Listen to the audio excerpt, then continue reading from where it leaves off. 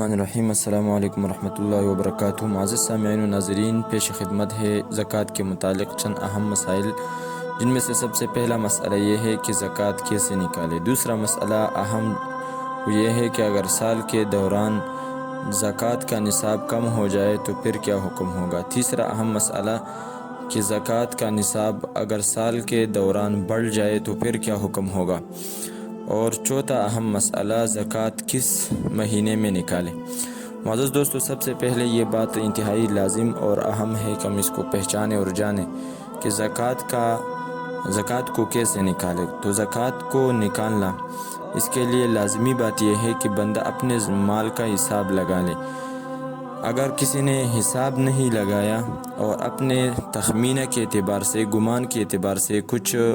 مال اس نے غریبوں کو دے دیا، تو اگر یہ زیادہ رقم تھی، یعنی جو رقم اس پر زکوٰۃ کا لازم ہوتا ہے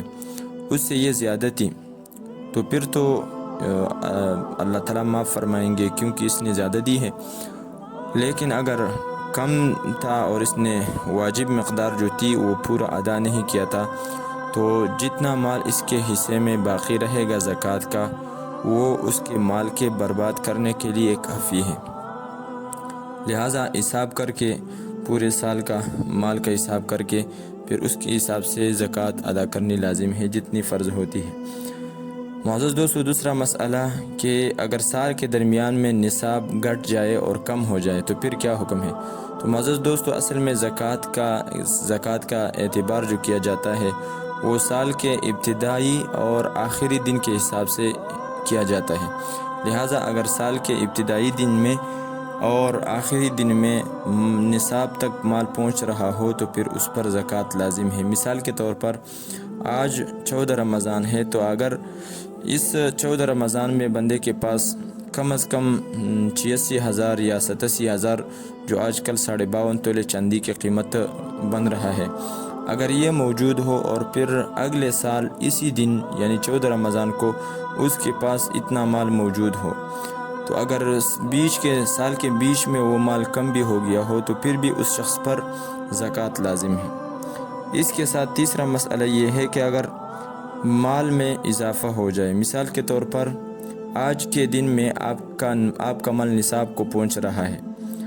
اور پھر اگلے سال 14 رمضان سے 2-3 دن پہلے آپ کے مال میں اضافہ ہو گیا